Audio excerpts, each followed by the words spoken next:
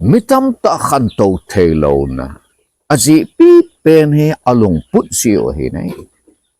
tua na Dinmun le na na chu phat masanga na Lungput he ai tele khononga na hong na ding le na Dinmun yong tua na Lungput sunga chikinga ma he ai na Lungput na Lungkel na Khelle ang hai na he achuti lo le na hi ngai bang na he ding no na ngayan ding na khan to belo hil ding he ai ye chen tu ni hin na Lungput Khelle le chen na Dinmun jang Kikhel zing ding hi ti tu do lo holim na anane heten he che phatet sa na nga ya he le tu an thil het sanga thil na het be zo ding tu an hi na sanga na hi na sang zo na nei ding tel tu an Dinmun sanga sang zo an din ding ai train station khana hen khut do pasal khat hen khut do le le mi ho ko ma chen cheng khat cheng ni cheng cái thu mình tiếng là anh ấy mò hồ cho cái thu lệ này ai là chỉ khut đòn ni khu khát là chân aman ở đây bằng chân mi hòn cái thu people ai là lùng thắt ai ta chân ông mình hay là aga khuda hay là mi hao sát khát sút cho tai khát hong à bé khói ta anh cái khai chứ amutan ai là aman jang hết chỉ pa co mà hết cái thu là vang chứ sum epitay ten te kitupi tay ten te tin kinem ten na zone pen sa long sit ten ne kitupi tay te tin akhut adota na he ai le chipang chana ve chang melin ibola ko koma sum na tum ham nangin midang til na pi kha em atil ten ite mi ka kitupi atil kapi ding ham ke khut dog he ya ti ai le he chi mi hau sa pa jang chen nangin mi pi din na nei lowa he le thum ding yang na nei poi right na nei poi ti pi ta nei mi na pi lowa ai le mi a ko na mu ding yang kenem hen ke business mi ka he en sum mi ko mo pi poi exchange ko bol ji he ka kilet tu pi ji he ai le chen he chi yo chen mi hau sa pa cha chi ta na chin ding chi ta nei ai là khut do pa ne che cha gel jing jing ne in lama akile en alungin jan khofa di che ban na gel tan mi pi din na nei lo le thum na ding right na nei poi ti cha gel tan ngai tu ta nei ai là cha chan aman jang ai poi mi ko ma khut kamo do jing ama se cha di i pyam khat be chu pi chu ding ka nei ngai atin ni khat ne ni chu train station lama chi talovin ting le bazar dunga khut do talova chun om tan ai le ma jong awa le na chun pa cha ho gamla dunga pa cha hai ta cha mo ne hele pa cha la khomen lom neu cha na ka nen ai le ajinga chun train station lama chun a che ki nen pa cha ho chu azu in lung sit te nei cho pi oven adin azu le na hele a khut do na hele mi ho chun alung si na ven apa cha cho pi ta lung sit man chun min tam ta na cho pi ve na hele cheni chun kitu pi na tam pi amu nai ale che bol jing lai chun mi ho sapa akimo pi pa cha hong ki nen ale aman yang tun wang pi thu de kanei tan ama pi de kanei tan chi leng e ki tho pi te te tin a chi in sar ni thum masanga chen na ko ma ka thu ma hel nei pinom pon i ma nangin pi thu di nei lawa i bola ken til mo pi dham na tin tun pa cha ka nei tai long sip pen tun ni be nei pi na tin ai ka pi hi ding ham na pa cha chelom mon bo kha nei pi na tin pi nei pa na chuna man jang sum phachom pi cha ki tu pi tan a pe ta nei cha chun mi house pa chen he tin asen tun nang khut do na he ta pui nang jong ke bang business ball na he tai pa cha business ball na hetai aji chu pa cha chun zu a mena ki cho he ati ta dai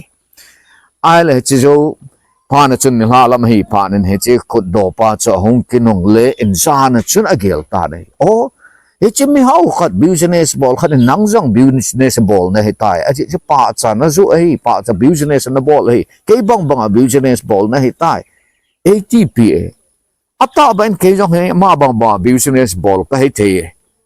adin alung gel so khel tan he cha chun khut do a kal sung talo chun business ball na ding plan cho gong tan business ahin ball tan sum kol ve na til ahin ball tan hele kum tum kum li zo chun mi hau sat pa hong he tan ai le ama jong a hong how do zo pa na chen a business ball na a khul chi na ding khat cho ta na man jong suit to tie to to en smart than equivalent train station la chen a kal song tan first class AC room chen alunin ai le hi che chen mi house pa akimu pi pa che to akimu tu khata na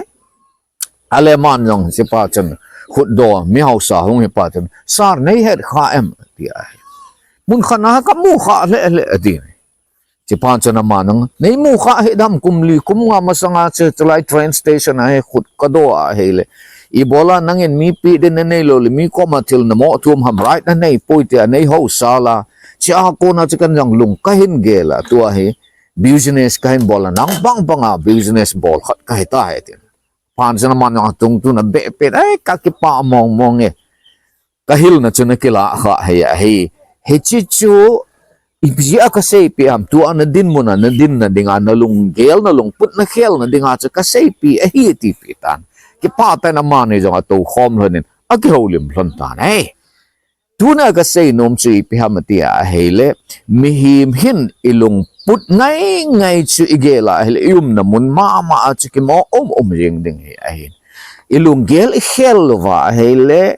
hin khu jong ki khel lo din ting le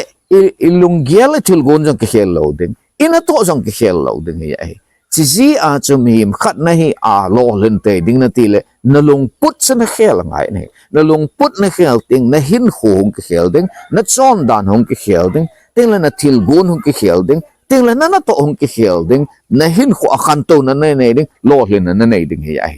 thum to bang ka hen say no men ai ma head zing ding a head zing di wanga til kho chu mi pan pi na a ki mo ngai alo ding hi ai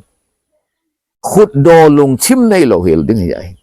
min e pan pi nan te ti lung put na nei le I ma cha na ki gel do thei lo ding I ma cha na ki gun do thei lo ding khut do pa jong chen si a station a min e pan pi nan te lung put a nei lai si a cha khut do a kal song song ding amma wang ke mi chunga ki ngai ngai de kai pon khut mo do de kai poi ti a gel do pa na cha ama jong business khata nglo ling te ai mi pan pin chunga ki mo nga lo ding ti ai ani na a chi pam ti a hele na lung put na khel ngai na lung put na khel tiang chele na lung gel ngai tu na jong chong ki khel ding na lung gel ngai tu na khel ting na chon chan ho ai lo na chan jong ki khel ding na thil gun jong khelen tin na tup jong hong ki khelen tin tin la na to dan jong khel ding ting chele na lo len ding hi a hi ting la atum na a sei no mu chu I piam eti a hi le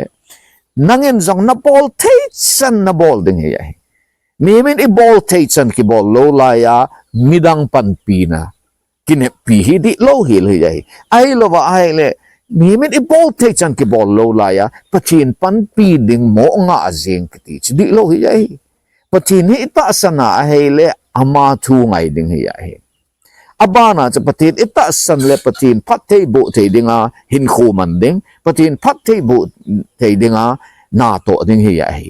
mi gun chu ho bu cha patin in phat thei bu hi ai chi a cha tu nia he sei no mu chi pyam ti a he le nang zong mi chunga ke ngai lo wa lo ling thei khat nahi alo nang zong mi chunga ke ngai lo wa khang to thei ding le house thei ding le mi thu pi hong hi thei nahi ai he china a dinga chi pin bol ding ham na lung put na khel ngai ahin midang chunga na ki ngai lo ding chuting le na lung gel na ngai tu na ho na khela ken zong lo len na kanai te ye tu lung put nei puma zo na lung put nei puma khan to na lung put nei puma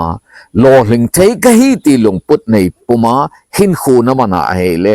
I tabang til tup zong la chun na mol soding na hin khu a na lung put na khel chi a chu lo hin na nei te te ding hi ai tu ni ai ho lim now na lung put khelen chutile na Dinmun jang khel jing ding hei ti thu hin se anangai ho zo se nom na mun chi wa hat chung nong pakai patenin phat thei na bo taw han